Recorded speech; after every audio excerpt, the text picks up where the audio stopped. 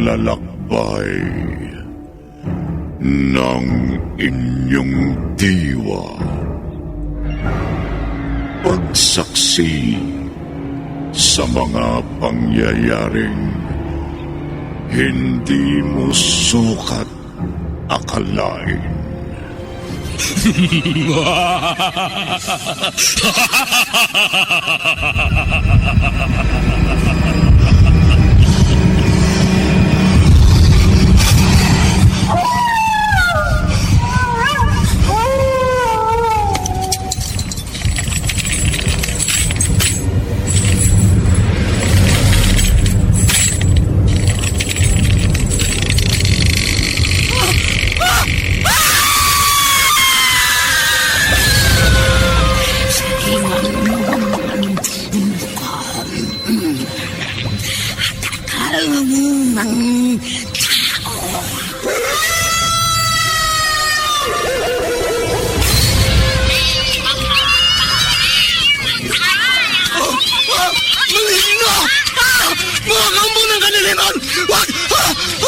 Huwag kayong lalapit sa akin!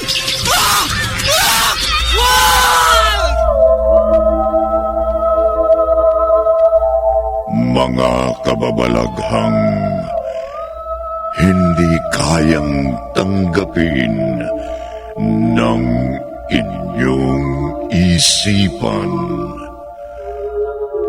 Nagaganap tuwing sasapit ang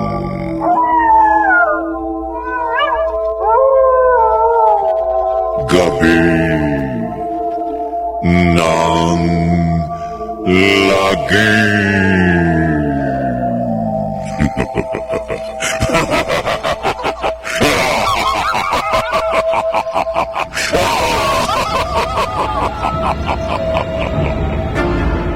Pinagsamang produksyon ng DZRH at Star City.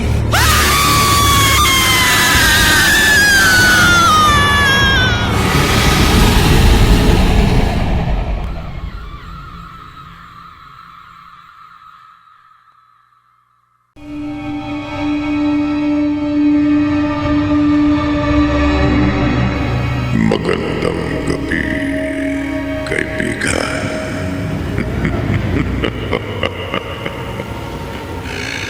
Kagabi,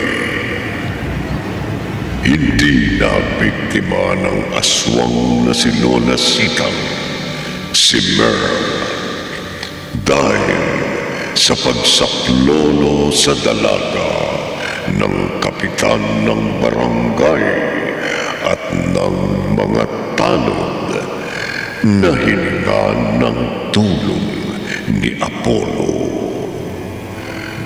Sa galit ng grupo ng mga aswang, nagplano silang isa-isang biktimahin ang barangay captain at mga tanod nito.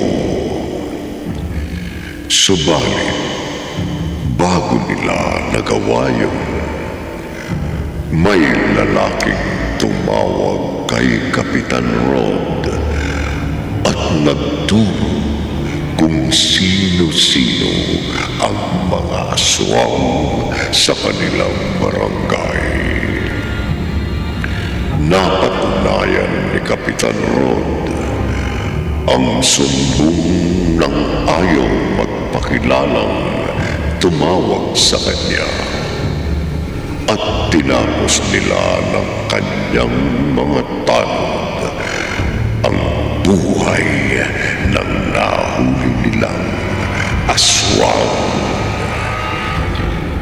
Narito ang ika-4 na bahagi ng kahindik-hindik na kwentong tampok sa linggong ito.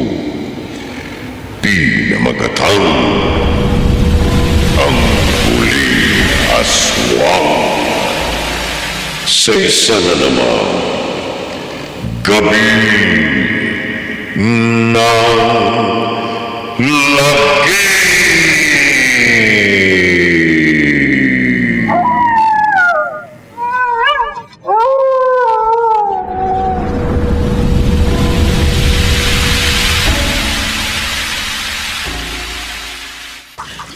panipaniwala ang binalita mo sa akin, Merl. Pero totoo yun, Diana. Muntik na ako na biktima kagabi ng aswang na nag-anyong malaking baboy na itim. At bukod doon, yung may napatay ka mong aswang si Kapitan Rod at yung mga tanod. Totoo raw yun, sabi na nagbalita sa akin.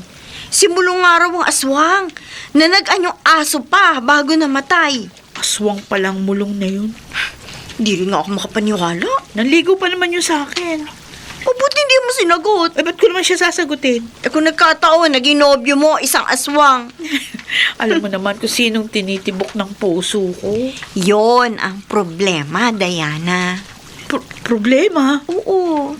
Eh kasi nakausap ko si Apollo. Oh. At sinabi niyang kaibigan lang daw ang turing niya sa'yo. Ay, di ako naniniwala. Magsisinungaling ba naman ako sa'yo? Oo, maaring totoong sinabi sa'yo ni Apollo na kaibigan lang ako para sa kanya. Pero alam mo, at saka alam ko, damang-dama ko, mahal niya rin ako. Diana. Patutunayan ko sa'yo, Merl. Mahal din ako ni Apollo. Mahal niya ako tulad ng pagtingin ko sa kanya.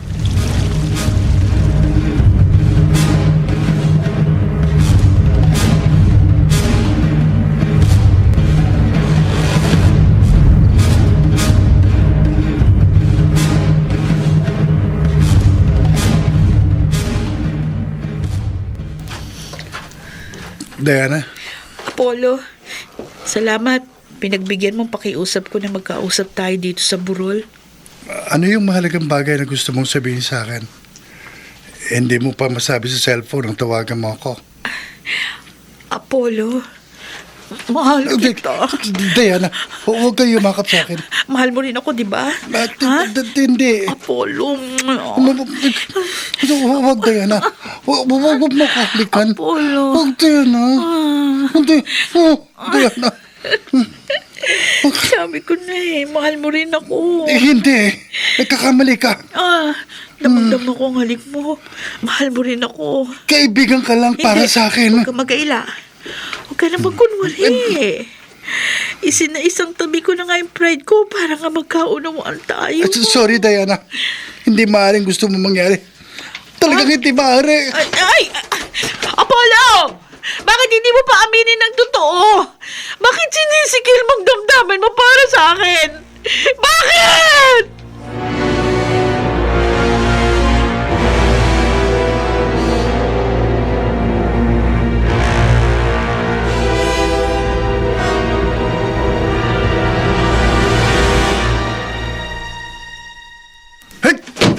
Apollo!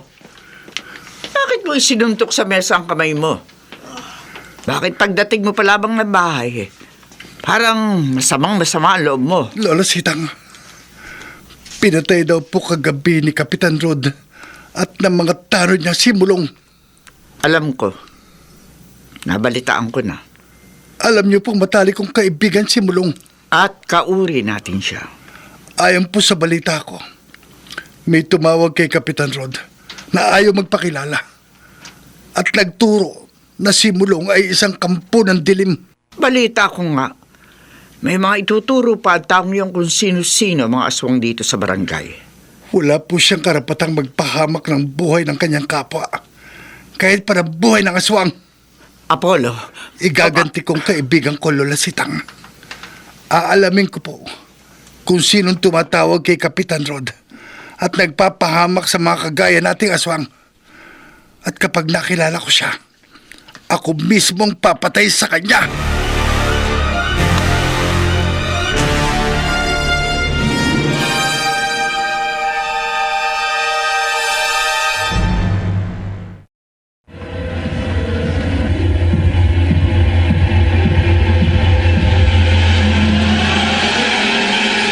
Balikan natin ang kasaysayang tampok sa linggong ito sa isa na namang Gabi ng Lagim.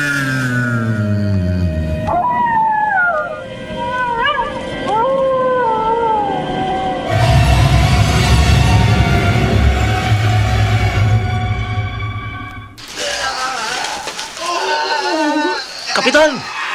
Totoo na naman ang sumbong na misteryosong lalaking tumatawag sa inyo. Mga aswang ang dalawang kabarangay natin na itinuro niya. Pareho parang nasulong ang katawan nila Pepe at Doro ng Masayalo na makabutin ng bawang na itinutest natin sa kanila. Oo nga. Kaya nga bago pa sila makapagbagong anyo, bago pa sila makawala sa kanilang pagkakagapos at makapagsabog muli ng lagim, tarakan na natin ang mga sibat na kawayan ng kanilang katawan. Oo. Patayin na natin sina Pepe at Doro. Patayin na natin ang mga aswang leon. Hop! Sige! Sige ba?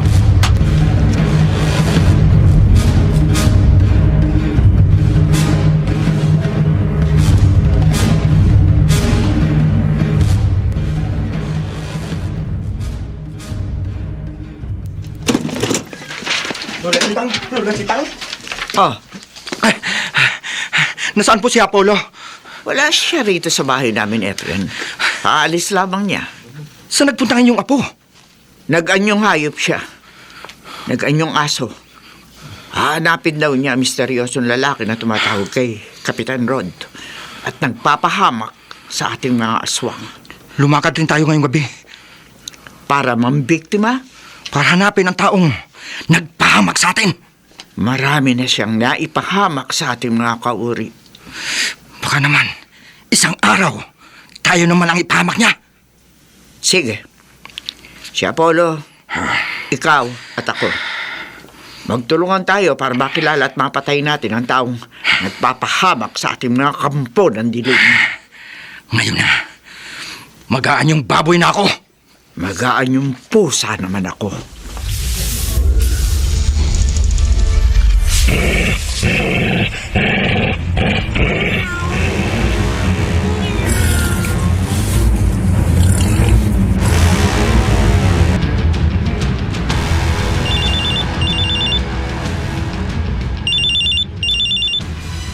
Hello, Kapitan Rod. Hello, kaibigan. Tama.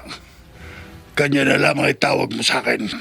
Ayaw mong magpakilala, kaya hayaan mong tawagin na lamang kitang kaibigan. Dahil isa kang tunay na kaibigan. Malaki ang naitutulong mo sa amin para makilala namin at mapatay ang mga kampo ng dilim na nagsasabong ng lagim dito sa aming barangay. Tinawagan kita, Kapitan, dahil may ituturo uli ako sa'yo. Ah, sino? Sino kaibigan? Sino aswang na susunod naming uulihin at papatayin? Si Efren.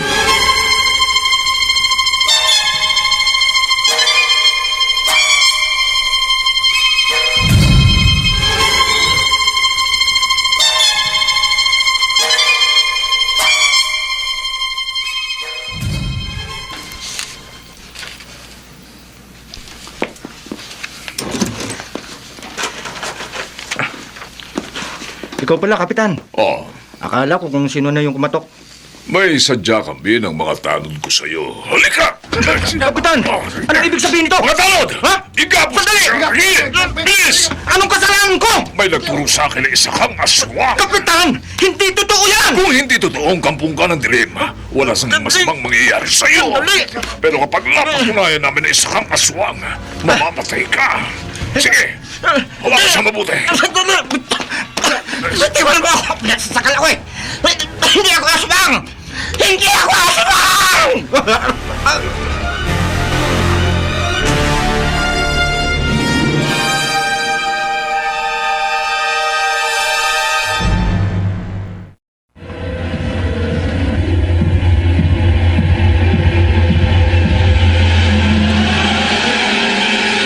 Balikan natin ang kasaysayang tampok sa linggong ito sa isa na namang gabi ng lagim.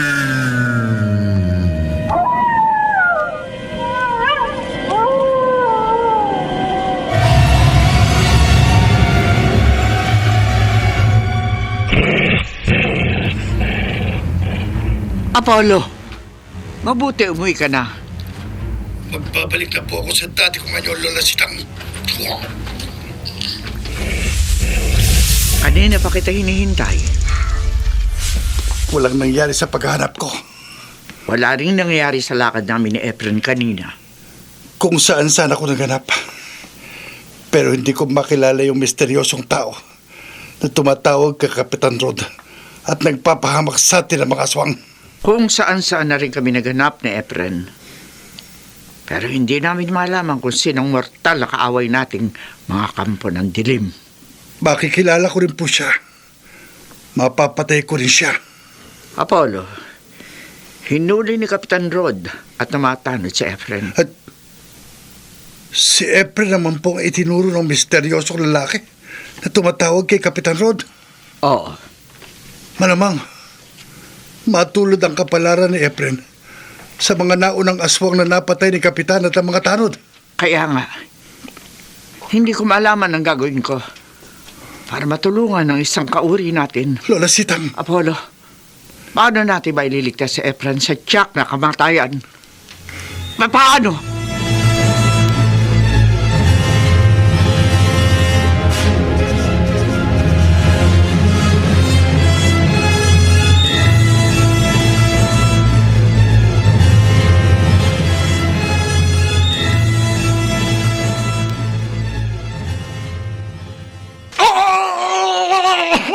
Pakawalan niyo ako! Ngayon ka magkaila, Efren. Ngayon mo pa sinungalingan ang paratang naming isa kang kampo ng dilim. Ngayon parang nasunog ang katawan mong nasayaran ng mga butil ng bawang na ikinuwintas namin sa iyong leeg. Hayop ka, Kapitan Rod! Magbabayad kayo ng mga talod mo! Ngayong napatunayan namin na isa kang ang aswang. Hindi na namin patatagalin ang iyong buhay. Hindi niyo ako mapapatay! Kapitan! Nagbabago ang anyo ni Efren! nagiging isa siyang malaking baboy na itim! Wala sa malaking baboy! Naging malaking aso itim! Magpalit-palit man ang anyo aswang. Hindi natin siya hahayaang makatakas at muling makapagsabog ng lakim. Tanakan natin ang katawan niya ng mga sibat na kawayan! Ito! Sige! Sige! Sige na! Huwag niyo titigilan!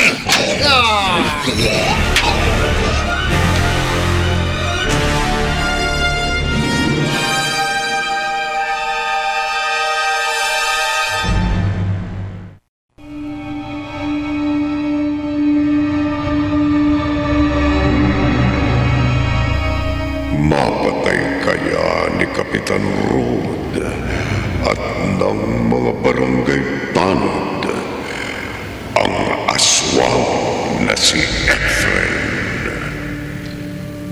Pakinggan bukas ng gabi ang ikalima at huling bahagi ng ating tampok na kwento sa linggong ito na pinamagataw ang huling aswang sa isa na naman gabi ng lagi.